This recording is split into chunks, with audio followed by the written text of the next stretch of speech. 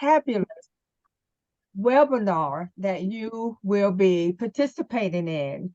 And I bring you greetings on behalf of Mount Zion Community Development, Buncombe County Partnership for Children, MAHEC, and also Nurse Family Partnership, who just want to give a shout out that they support this. So Buncombe County, Mount Zion Community Development, Buncombe County's Partnership for Children, and MAHEC. We welcome you today, and we are delighted that you are here. So delighted.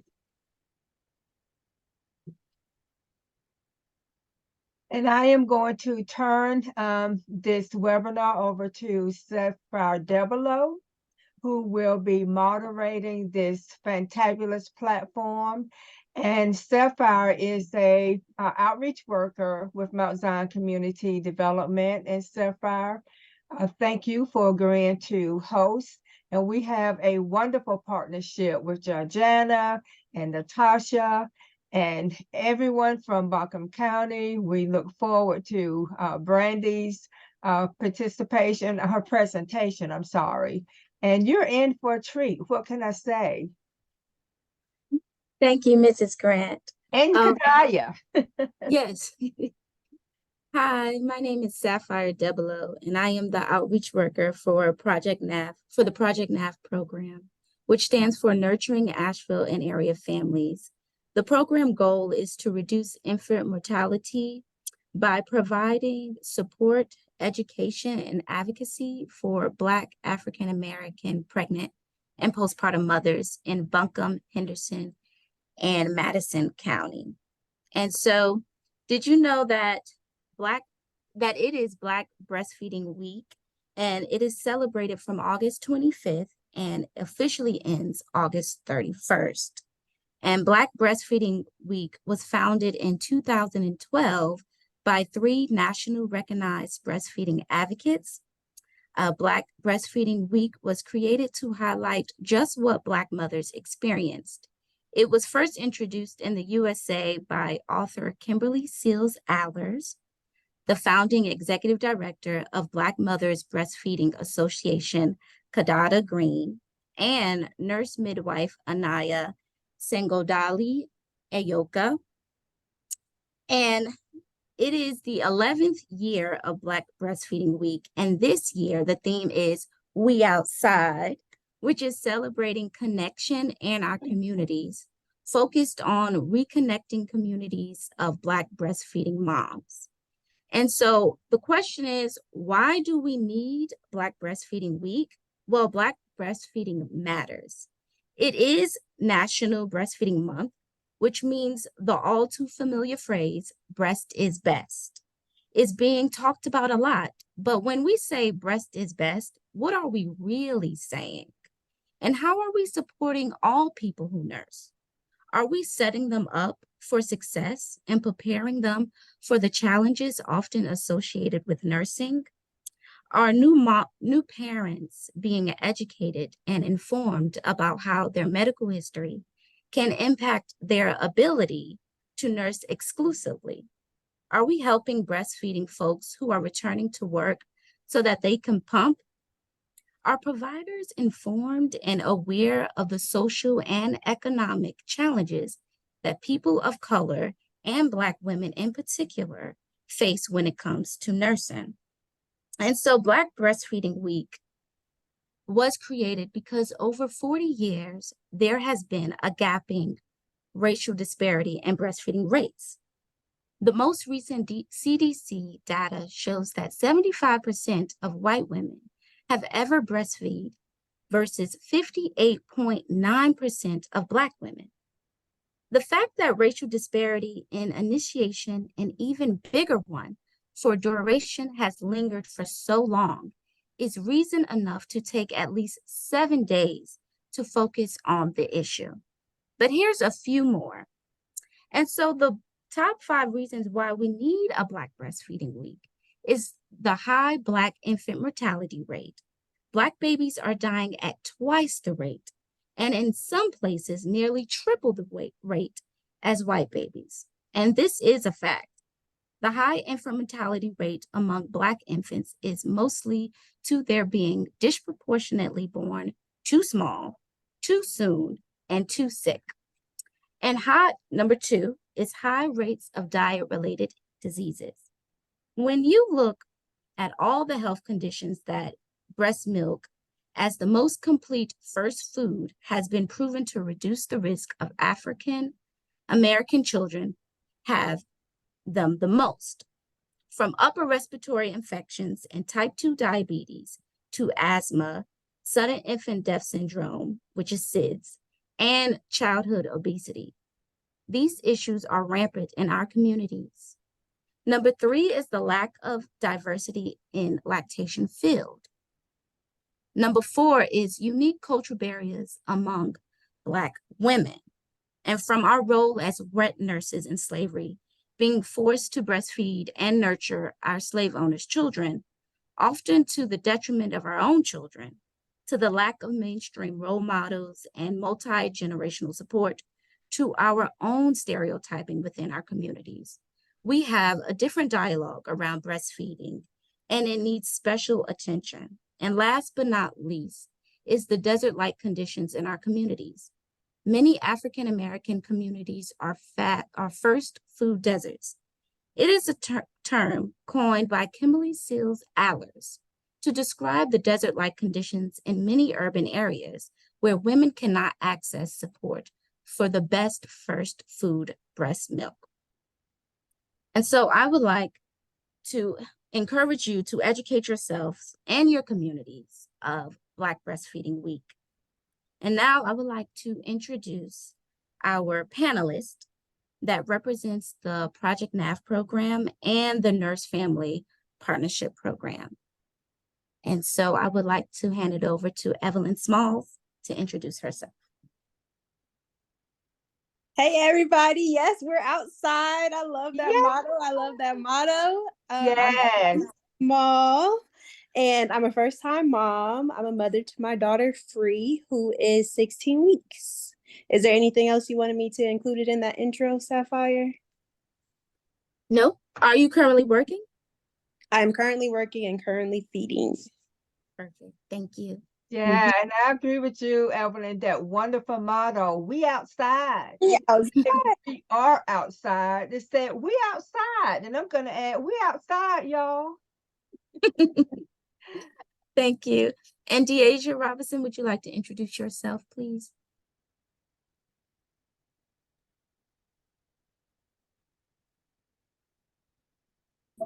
Hello, can y'all hear me? Yes. Hey, I'm Deasia Robinson. I have a daughter, Halo. She's 6 weeks, and I'm currently about to stop breastfeeding, but I'm not currently working. Okay. Thank you. And Magic Finley.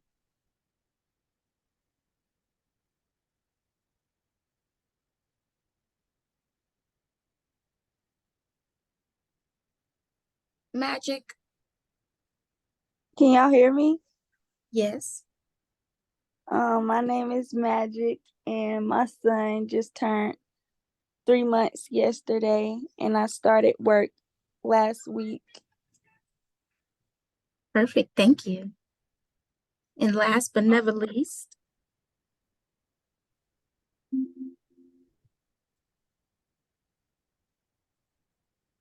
think it's Stephanie.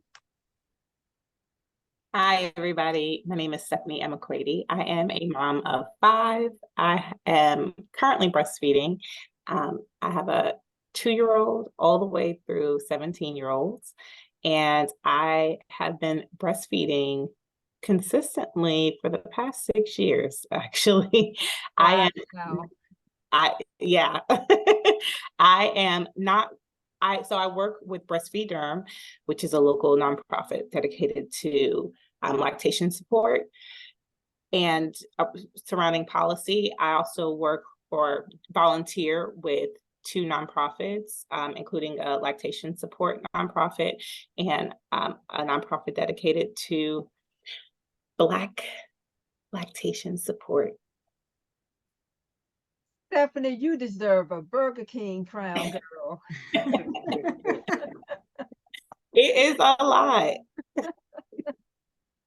Okay, and we have one more. India Pearson, would you like to introduce yourself? Hey, I'm India Pearson. I have a 6-month-old daughter. This is my 5th child. I've breastfed all of them. The longest was my 11-year-old. I breastfed her for 18 months. And so now I'm 6 months in with my 6-month-old, and we'll see how long I continue to do this. Another Burger King crown. Thank you, Yay. India. Oh my, oh my goodness. I am loving meeting all of y'all. This is fantastic. Yes, it is. I'm Georgiana Cogburn. I am the Region 1 WIC, Women, Infants, and Children Lactation Area Training Centers for Health trainer. And we were thrilled to be asked by Project NAF to be involved today. And Brandy Harrison is with us, and she works with me doing the work of educating our healthcare providers and our WIC staff in this region, the like 34 western and northwestern counties of North Carolina. And Brandy Harrison is a private practice lactation consultant, and she is here today to talk with us about the PUMP Act, which was passed the end of December. Yes. And we are thrilled that the PUMP Act was passed, but we and employers still have a long ways to go to get everything enacted. So Brandy, the floor is yours. Yay, Brandy. Well, thank you for having me. I am very happy to be here to share this information with all of you. As Georgiana mentioned, I'm Brandy. I'm an IBCLC. I used to be a WIC breastfeeding peer counselor. I also worked in the hospital for a long time. I have 4 kids. My youngest is 2 and my oldest is 13, and I am still breastfeeding, and I did go back to work at 12 weeks. It was quite an experience. I'm actually currently serving as the chairperson for the North Carolina Breastfeeding Coalition. So that's a great organization to get involved in, if any of you are not aware of it. And I would also just like to say that I am aware that I come to you all from a place of privilege today, and that I do reside on land that belong to Cherokee Indians. And I am thankful to have the honor of residing in a place with such rich culture and history. And I very much enjoy being able to support and be an ally to my community here with the Indigenous population. And there are so many amazing organizations like Breastfeed Durham that do incredible things and create such organic grassroots change that it can seem like they're superheroes, right? And the real truth is that they are superheroes, but they're also really hard workers. And folks like Stephanie and Love Anderson are the true superheroes in their community, creating change and promoting the support that all families deserve. So I'm going to talk to you a little bit about this new piece of legislation that has passed. I'm going to go ahead and share my screen with you all. So this is called the PUMP Act. And the PUMP Act was passed. See if I can get this to, one moment. Let me see if I can get it to let me change my slides here. Okay, so what all do you need to know about the PUMP Act? This is a brand new piece of legislation. It is revolutionary in terms of the support that it provides to workers and to lactating families. This is different than any other piece of legislation that has ever come out. It has special provisions that provide special protections. So during our time together today, we're going to go over exactly what the PUMP Act is, who exactly is covered by the PUMP Act, and who is not covered by the PUMP Act. We are going to break down all of those rules, and we are going to learn a little bit more about how parents can get help if they're not being supported by their employer. So in December of last year, The Providing Urgent Maternal Protections for Nursing Mothers Act was signed into law, and we celebrated so hardcore. It was such an amazing moment to know that a lot of people's hard work had paid off in getting parents the support they deserve. It extends protections for at-work milk expression or pumping to millions of workers in the workforce, and it allows for additional restitutions for violations. What does that mean? That means that you cannot be retaliated against. It also means, if you hear my dogs barking in the background, they're mad at the FedEx guy right now. But it means that folks can sue their employers if they're not supported. Employers are federally required to provide this support now. So who is covered? Who gets the protection? So the wonderful part about it is that nearly all workers are now covered. There's only a few specific types of workers that aren't covered by this legislation.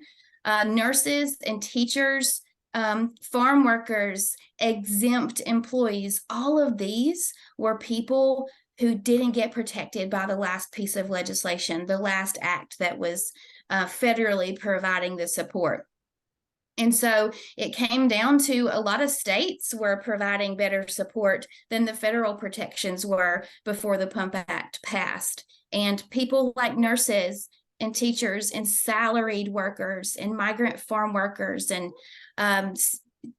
typical roles like that just didn't get the support.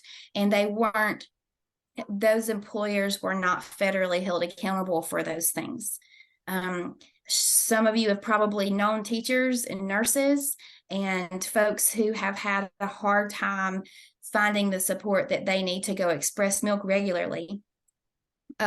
So the small group of folks who don't get protected by this are certain airline workers and transportation workers, and that would be people who are operating planes and trains and buses and vehicles that are in motion, that it would be a true safety issue for them.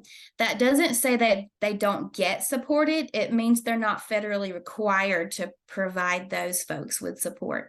But again, you can imagine how some of those folks may be in dangerous situations that they really can't really step away from, like when you're flying a plane, for instance. So the good thing to also know, however, is that there is going to be a time frame in the future where even those employees are also protected under these umbrellas. So that's awesome. There are some really small companies that might be exempt, but what they have to do to truly earn the exempt status to where they would not be federally required to support their employees to express milk is that they would have to prove a significant hardship or expense to the business. That does not include things like providing a curtain for someone. That cannot be considered a significant expense or hardship. Someone said, as a teacher, I used to struggle to find support for pumping.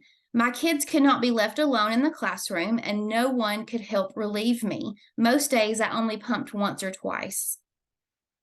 Yeah, we hear those stories a lot. Those are personal testimonies of the difficulties it can look like to go back to work and needing to express milk regularly. So when we look at breaking down the rules of the PUMP Act protects employees for the entire first year after they give birth.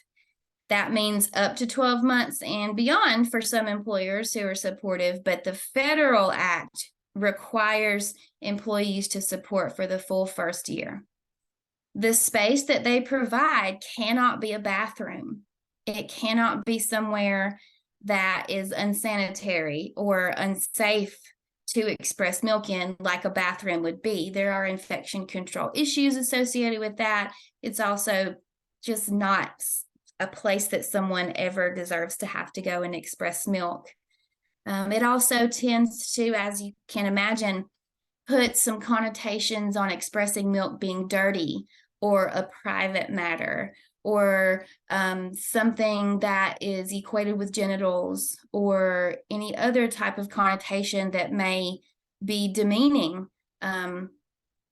by forcing someone to express milk in the bathroom beyond just the unsanitary conditions.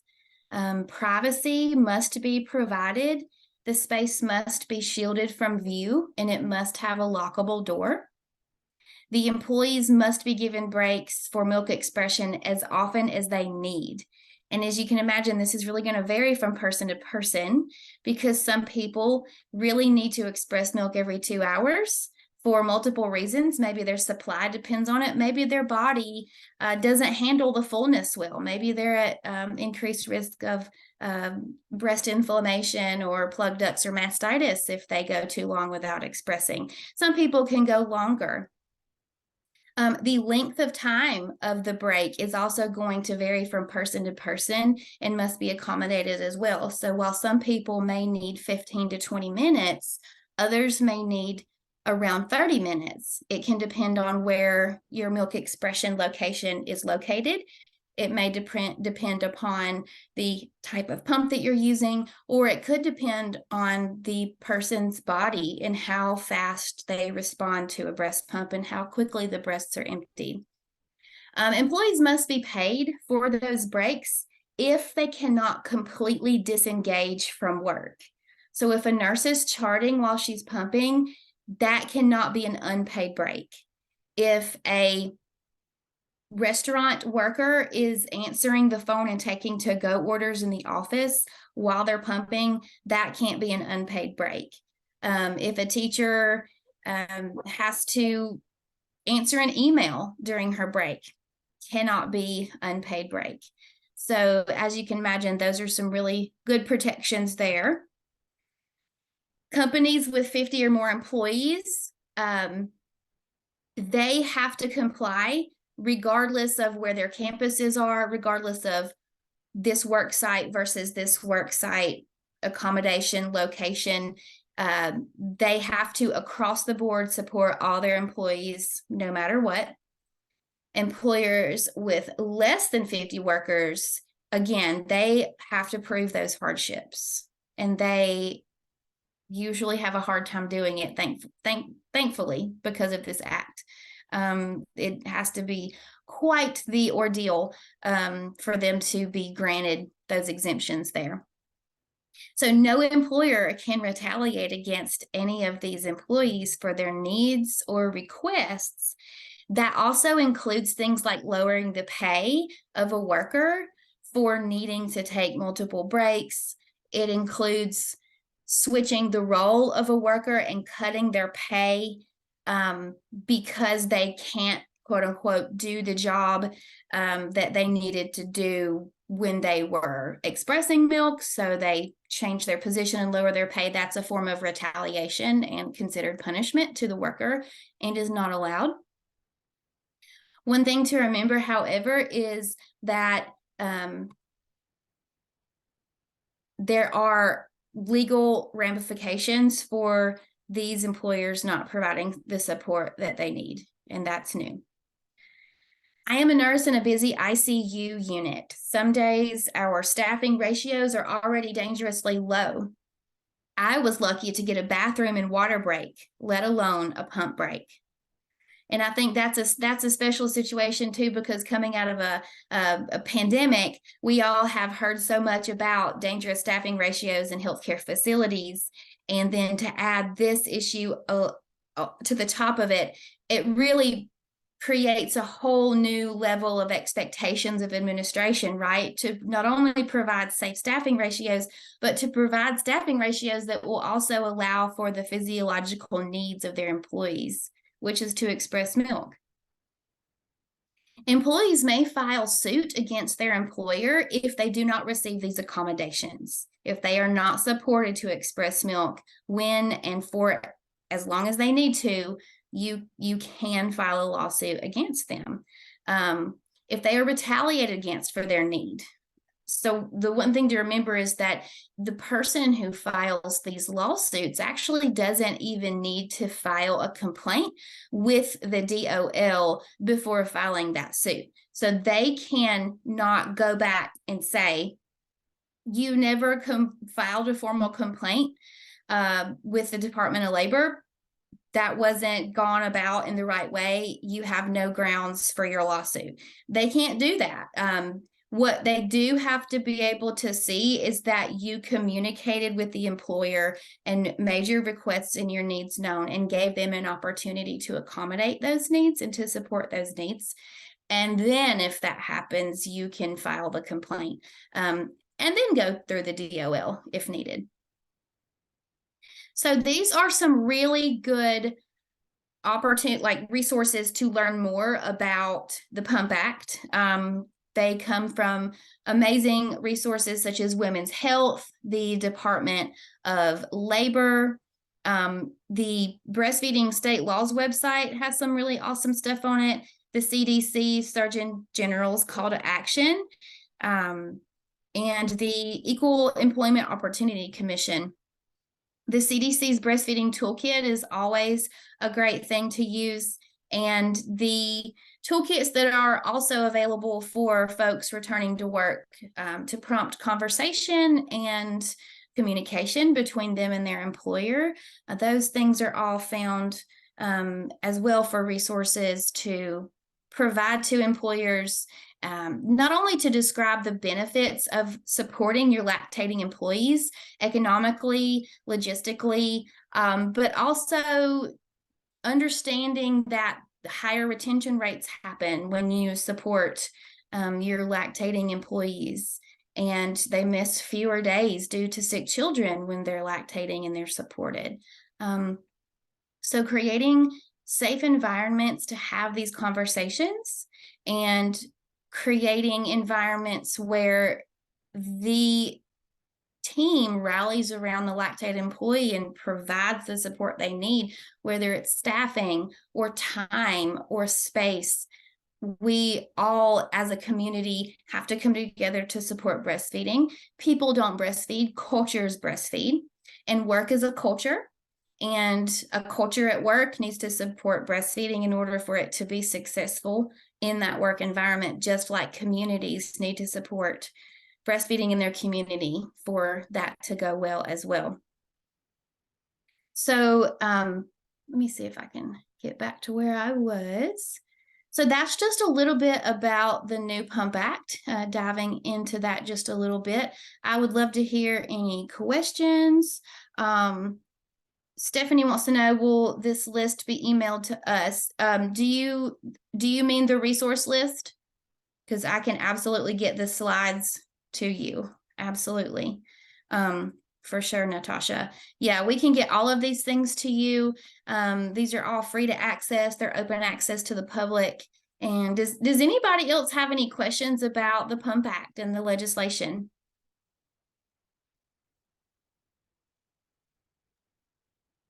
I have a question about whether when a person is realizing that they're going to need coverage, such like in childcare, and they're required, the employer is required to allow breaks, and it's also like service industry and places like this. Does the employer have a set amount of time to put these things in place before a complaint is made? Or are they required to have, or is like the person supposed to go to them when they're pregnant and have this set up? A lot of employers that I have approached across North Carolina do not have anything in place for their employees at present. And so when we talked with them, they are, oh, if I do have a pregnant employee and she wants to breastfeed, we'll help her, is kind of basically what I get.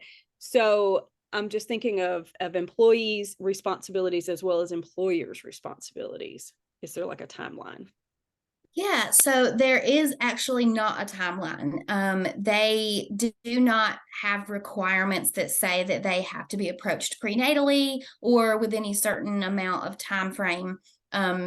I think it would be just whatever would be considered reasonable. So multiple weeks for a lactating person is not reasonable time to create accommodations for them, because we know that lactating bodies need support much quicker than a few weeks down the road from now. So while it's really good habit and good practice to try to keep those open lines of communication with your employer, you are not going to be penalized if you show up on day one of work back from maternity leave and say, hey, by the way, I am going to need a place to pump.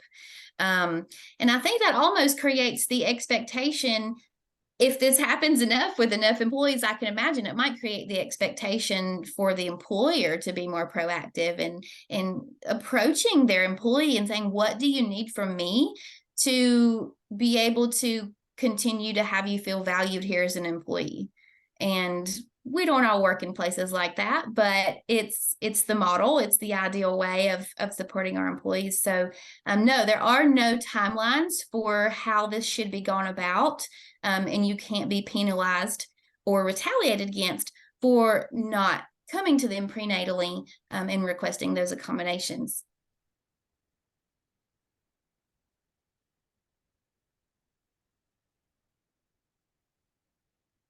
Yeah, so those are good questions.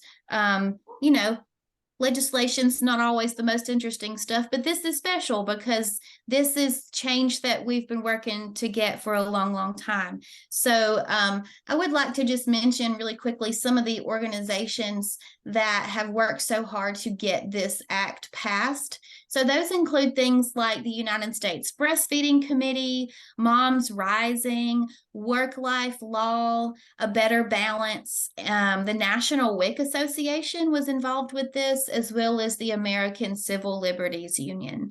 So this is pounding home even more the idea that lactation is a human right. It is, support for lactation is not a privilege. This is a human right. This is a social determinant of health. This is an equity issue. This is a food desert issue. This is a first food issue. It's food security. It's so much more than just what's good for the economy, even though we know breastfeeding is also good for the economy in lots of ways. So yeah, it's really fun for me to get on here and to be able to talk about things that people have just been working for decades to accomplish. And I feel privileged to be able to get on and share their work. But those are also, again, just some of the superheroes that have made it possible for us to get up in the morning and go to work and know that we are not destitute in terms of support being given to us. Yay, thank you, Brandy, for your presentation. I'm sure we all appreciate it. That was fantabulous, Brandy. That's in Belinda's dictionary, fantabulous. Thank you. I will add it to mine. And we would love to hear from our panelists of their experience of breastfeeding and returning to work and what that looked like for them. And so I have about a few questions, and I'm just going to allow the panelists to speak, or I can call on them. So the first question is, what has been your experience returning to work and or school with a breastfeeding infant? And we have about 5 panelists, and I can allow you to just choose who want to go first. So I'll start just because my situation's a little different. I'll say in the past with 4 of my other children, 3 of the previous 4, I breastfed for a short amount of time. And so I think the transition was a little easier because I breastfed and I bottle fed. When I got to my 4th daughter, I strictly, I just breastfed her the whole entire time, no bottle. Well, it was hard to transition to a bottle by pumping in a bottle, rather, and her to take the bottle. But we eventually got over that hump. And so my partner and I, we were able to make that work for me to go back to work. This time has been a little different. And I'll say that, you know, I'm blessed to be in a position that I'm in now. So I was working full time prior to having her, and then having her, I no longer work at that primary job. And so I'm only working part-time and I'm going to school. So I say that I'm blessed because I'm able to still make some of my ends meet, and I have all the time in the world with her. So even with going to school, I'm doing it online. And then my job that I work part-time, I can work from home or from my office. And so I'm fortunate enough to be able to, transition in that way. But, if it had been like, previous time, it would have been a little harder. And I think I'm in a different stage in my life too, which makes it a little easier, a better transition, because I was able to plan accordingly versus in my younger years when I didn't. So. Thank you, India. And when you speak, can you please state your name so everyone can know who's speaking? India Pearson, yes. Thank you. Anyone else next?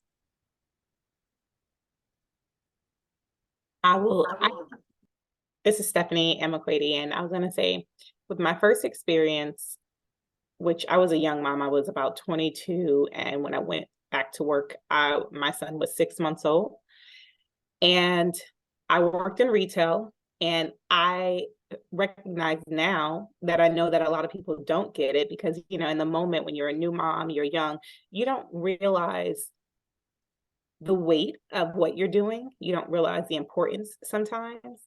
But I worked in retail, and I had a manager who allowed me to go back in the stockroom for our department.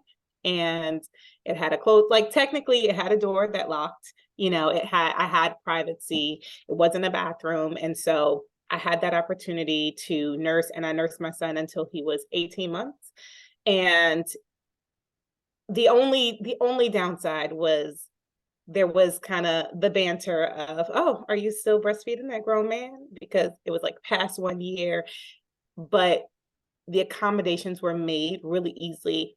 I think it's more mentally being able to pull yourself away from when you work a job like retail sales where you're needed on the sales floor, like was discussed by Brandy earlier. When you have a job where you may be in high demand, if it's the holiday season or a really busy time, you don't always have as much flexibility. And so that really can have a negative effect on your milk supply if you aren't able to continuously step back as often as you need to. Thank you. Magic? Stephanie, I want to ask you a question. What was your response when you were asked, are you still breastfeeding a grown man? How did you respond to that? So first of all, he is not a grown man. He is still a little baby. Thank you. I am. And what is it to you? Yes. Okay. Magic, Deasia, or Evelyn, would you like to share before we go to the next question? I'll Yes. go. Oh, Okay. you can go ahead. You can go ahead, Magic. Go ahead.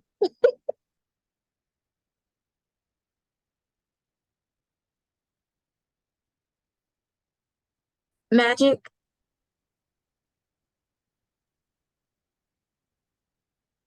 I thought I was unmuted, but Magic Finley, and I started work last week, and I do in-home care. So I breastfeed and I just pump. So before I go, I would feed him and then take a break or whatever, and for like 20 minutes, and then I go back, and then I would only have to pump one time because I only work like 3 to 7 right now. So yeah. Great. And congratulations going back to work. Thank you. Deasia?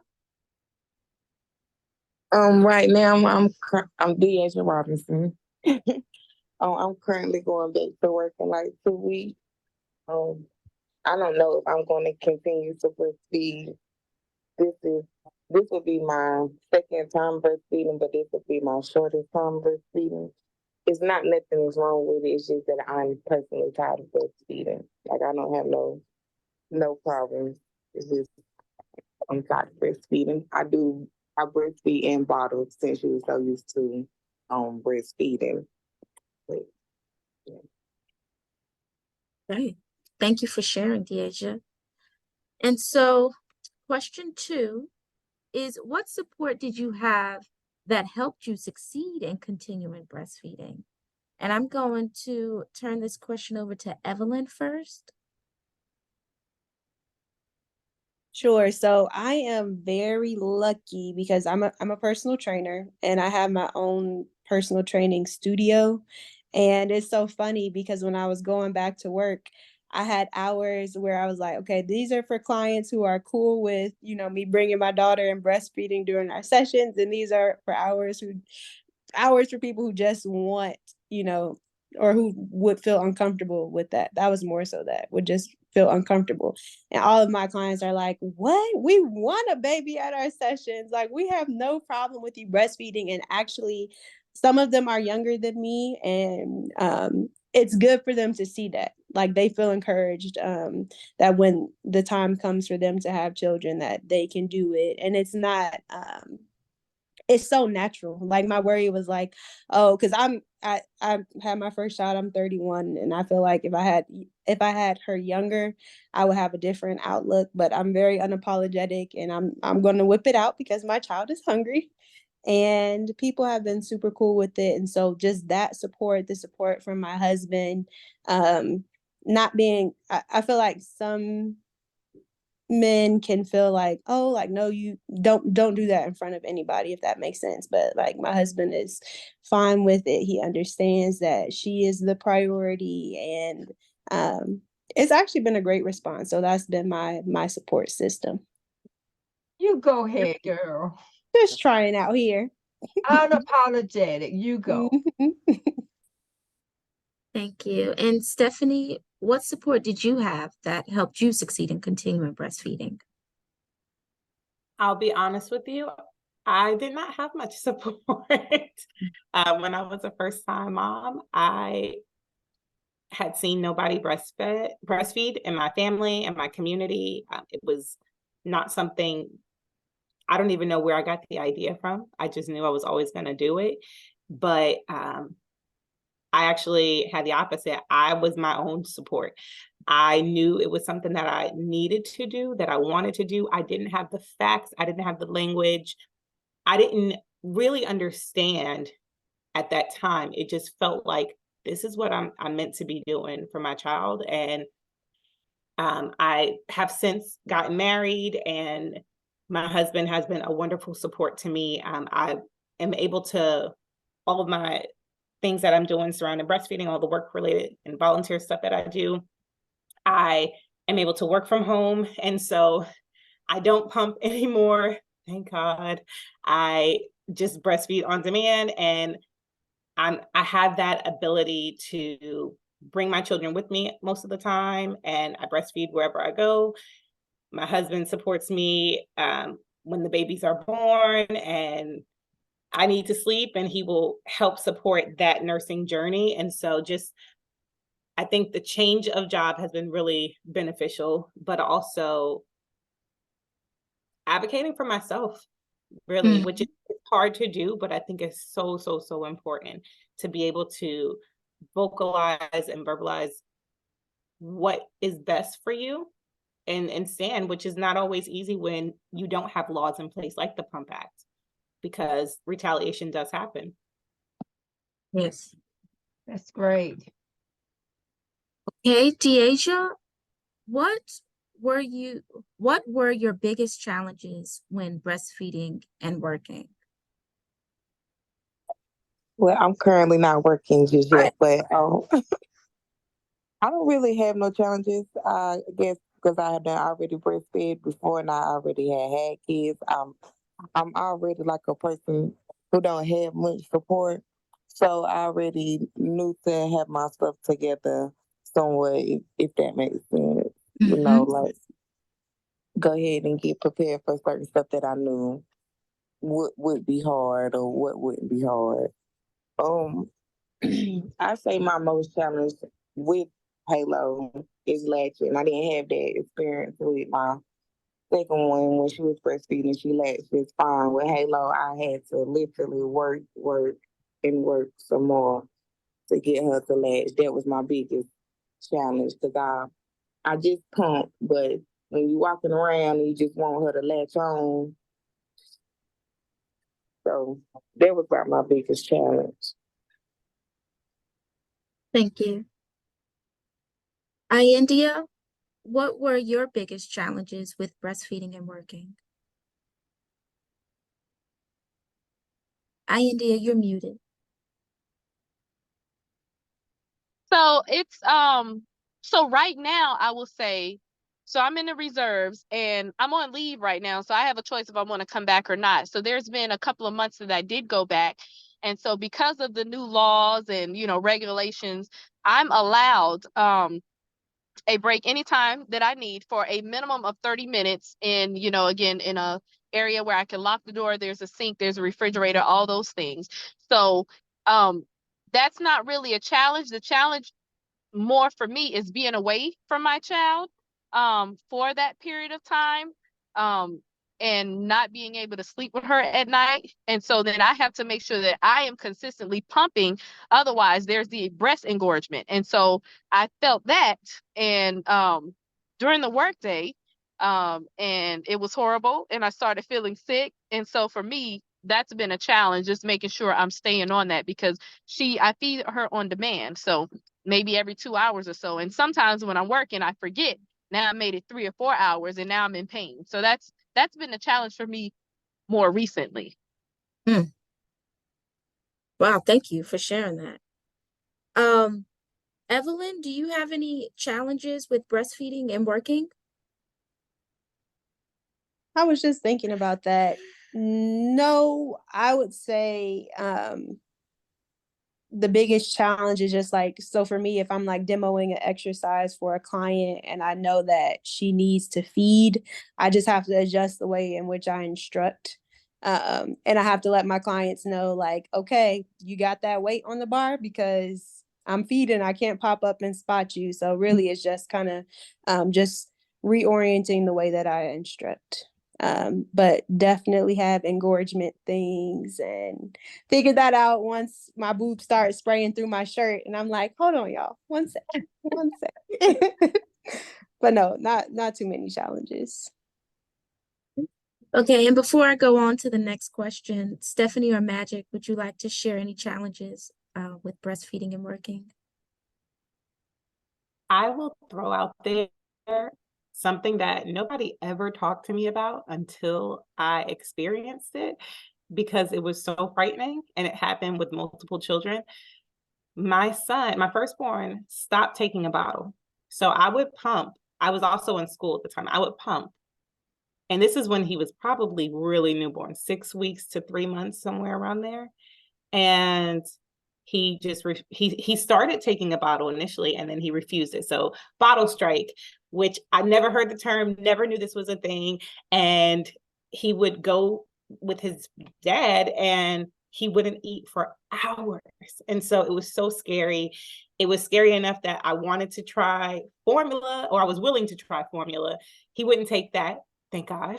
And he just wanted to be on the breast. My second son, who I was a stay-at-home mom when I had him, but I was just in the habit of pumping, right? Because what if, and you got to build a stash and all these things. So I would pump and he would not take a bottle either. And so I just realized, okay, I need to meet my children where they're at. And I had to, for my first child, because I was away from him, I did try to find alternatives. I would find a different type of bottle that I went through a lot of bottles to find one that would work for him and that he would take. But it was really scary because you do all this work to pump to make sure that they have enough food. And then he decided he just wanted it straight from the tap. So I like to throw out things that like sometimes people haven't heard or maybe aren't an issue for most folks, because I think it's important to highlight some of the like strange things or the things that are not talked about, because it's really scary. And you think like, is something wrong with my child? Is there something wrong with my milk? And so just talking about those things and the alternatives to that as well. Thank you for sharing that. Can I add on to that? Because she brought up a really good point that I didn't even think of even speaking about. So I go through that currently with my baby girl because she's used to being around me. She used to getting, the breast whenever she wants to. And so having to be away from her and getting her to take a bottle had been and still is a challenge. It takes her a while before she would ever. She's taken a bottle from two people so far, my mom and my daughter. But the first few times, like she would literally scream and cry and scream and cry and would not eat. She finally did it, and then I went back and I fed her. This is during the time where I had to go to my reserve, my drill, my weekend drill. And so I went back because what I do, I I'll drive. I have to go to Greenville. So my daughter will be in Greenville, or I'll have a hotel out there and they'll come and stay to keep me from being so far away from her that she really like just goes into, in my mind, I'm just like, she's having this big fit because I'm not around. She doesn't get the milk directly from me. And so what I do when I get off, I'll go to her and I'll feed her. So with me doing that later on that night when she has to sleep with them, she'll have this fit all over again and don't want the bottle, and she'll scream and cry. And so that has been a very, very, very big issue in transition with her trying to take a bottle. She won't take it from me, period, point blank, but just her trying to take it from others has been a big challenge too. Thank you. And the next question is for all of our panelists who wish to answer, but was or is there anything that could have taken place to support you to breastfeed longer or breastfeeding longer?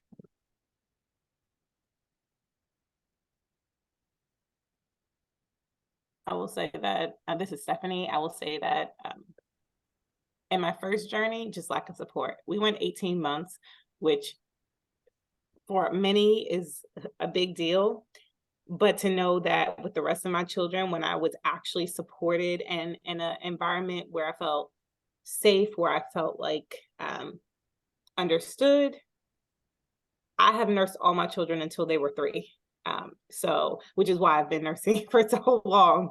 But with my first, that's half the time. And I just think about, I could have gone longer. I don't beat myself up, but I just think I absolutely would have gone longer if I had the support, if I had somebody there. And I went that long just off of resilience that I'm going to do what I want to do. And I'm not going to listen to anybody else, but it was hard. So I will say support, community, really, really important. I love the theme this year because it highlights that community.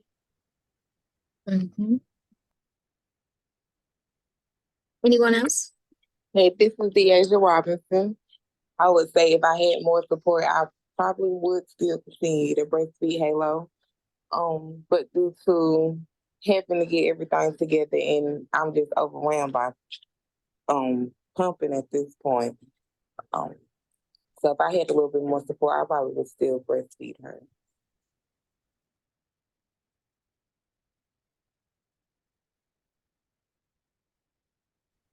Anyone else before I go to the next question? I agree with this. I definitely agree with this. So at this point, I think I'm just going to continue until, I see that maybe my daughter's not as engaged with breastfeeding. Maybe she kind of grows out of it. So I'll continue to then until then. But I do think support is or could be an issue, because a lot of folks, what I've heard is, why would you breastfeed your child that long? Like, what's the benefit? Why would you do that? Why are you even breastfeeding? And so when you hear that, some people may get discouraged. Me, I've been doing it so long, I don't care, how anybody feels. It's about my baby at this point. But I think that could be an issue, is the support, and people questioning, why are you breastfeeding? And my question is, why not? Why would I give my baby this, formula and I don't have to, so that's it. Thank you. Okay, and question Thank number you, 5. India. Oh, yes. And question number 5 is for everyone also. But after hearing this presentation, this great presentation from Brandy on the Pump Act, Act, was there anything presented that could have changed your breastfeeding experience, helped you breastfeed for longer, or offered more support in continuing breastfeeding?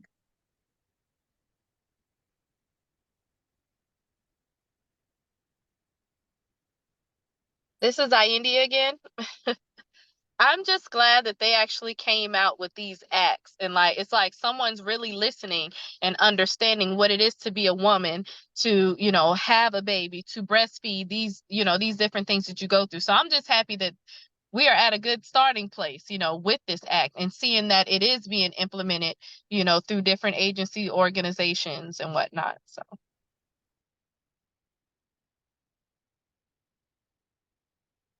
Anyone else? Stephanie, Evelyn, Magic, Deasia?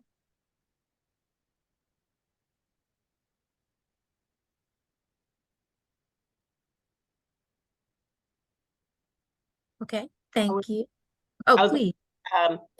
I for me personally, I don't know that I would have been affected by the Pump Act because I had the support that the Pump Act offers. But I will just say that it's so important to support women in workplaces. You know, if you are a birthing person, you're gonna need some different accommodations, right? For different things that happen in our lives, whether that's menstruation and we have just a really difficult cycle, whether that's childbirth, whether that is nursing. We have to have laws in place that protect us from employers that need us, right? They need us to be in their workforce, but they don't want to support our special needs or our different needs from those who do not give birth. And I think it's important to make sure that we are continuing to fight for legal accommodations to be made for us that hold employers accountable to us, because if every person who is able to give birth decides that they are going to no longer work, I think we would be in a really tough spot economically, and we don't want that. And so we have to just support our employees. And it seems simple enough, but it takes legislation like this for some people to get the support that they need from their employers. So I'm just happy to see the Pump Act pass, and I'm happy to see what that looks like for people who are in professions that maybe are oftentimes overlooked, undervalued, in difficult situations where maybe they can't step away as easily. So I'm happy to see that all of the hard work to get this legislation passed was done. Yes, thank you. And Oh, I just wanted to add something. I also hope that it empowers people who maybe wouldn't feel like they had the confidence to speak up for themselves. Because I know in the future I do want to have employees, and I'm absolutely going to extend that same support to them. But I have worked with people in the past. Like I've worked with the videographer before, and she was breastfeeding. She was like, I needed to pump. And at that time I wasn't, a breastfeeding mother. I hadn't seen it up close and personal. And I'm like, do you want to like step away and take it? And she kind of was like, like, I think I'll be fine. But now knowing what it's like when my milk comes in, and I'm like, I wish that I would have understood just kind of like the sense of urgency that it required in that sense. So I think it's important for people who are breastfeeding to speak up, because people might not understand, right? Like if I'm a male, especially a male employer, or just a person who's never breastfed before, I can get that like legislation and be like, okay, these are the things that I need to do. But just understanding what it feels like in that moment to be that person, and like what you really need and why it's a necessity, and not just like this is what we have to do. I think that's important, to just advocate for yourself and pay it forward for people who have to do it after you.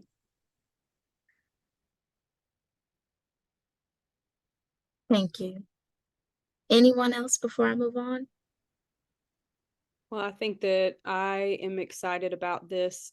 I worked in WIC when the first Pump Act was passed, and the ability for employers to get out of offering support at under 50 employees meant that all these huge corporations cut the number of employees down to 49, which was a lot like Walmart's and McDonald's and places like that, so that they didn't have to support the Pump Act. So, and factories, and this, we also seen the same thing happen when they did health insurance, right? So I like the fact that this has shifted to the point that we might shift the numbers of breastfeeding women and the longevity of that. So I appreciate everybody's willingness to tell stories and be part of this. Absolutely. Yeah, I want to share Brandy again. Fantabulous presentation. I've learned a lot. And what's even so important about this, it takes a lot of hard work on the Brandys of the world, the Natashas of the world, the Georgianas of the world, for it to even become a law. It doesn't happen overnight. So you're talking about years of fighting and advocacy, and just pointing out the importance. I mean, who could fight against something that if a mom breastfeeds, it could cut infant mortality to 50%? Are you kidding me? And so this didn't happen overnight. This took a lot of advocacy and support and fights and battles and feeling assured to have a voice and speaking up even when it was uncomfortable. So I just want to commend the Brandys, the Natashas, the Georgianas of the world. And I'm not saying you have to be in the breastfeeding field, because I know there were a lot of other people who supported it, but I just want to say thank you. It didn't happen overnight. And I just say hats off to you. So thank you. And I'm just so overjoyed about this webinar. I'm so excited. And as my brother say, I am pumped up, just ready to keep on keeping on. Just really excited to be among such fantabulous women. Thank you, thank you, thank you. Overjoyed here. I'm going to hush, but I'm really excited. Well, thank you, Mrs. Grant, because we are coming to a close. And I do want to thank all of our panelists for showing up and showing out and sharing their experience with us today. We Yes. appreciate you. And if anybody want to give any closing remarks or any advice you would give to a person returning to work and wanting to continue to breastfeed, now is your time. Oh my goodness, Stephanie, we see your baby.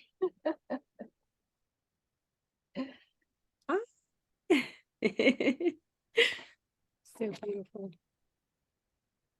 It makes us mindful of why we do what we do, to see your beautiful baby.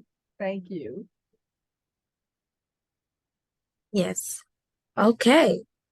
Well, if no one has any closing remarks or any advice, I guess this panel comes to a close.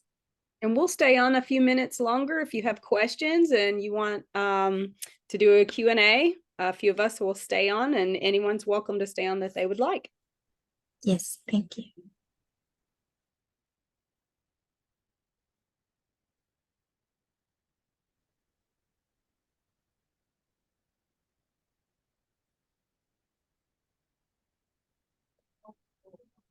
Wonderful, wonderful job, Sapphire. Oh, thank you.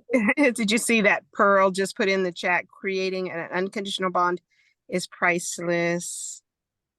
Oh, thank you, Pearl. Oh. Yes. So good to see you. I love your backdrop. I had to represent. Thank you. I'm looking good. Well, this was phenomenal. Thank you, Brandy. All right, I'm going to stop recording now.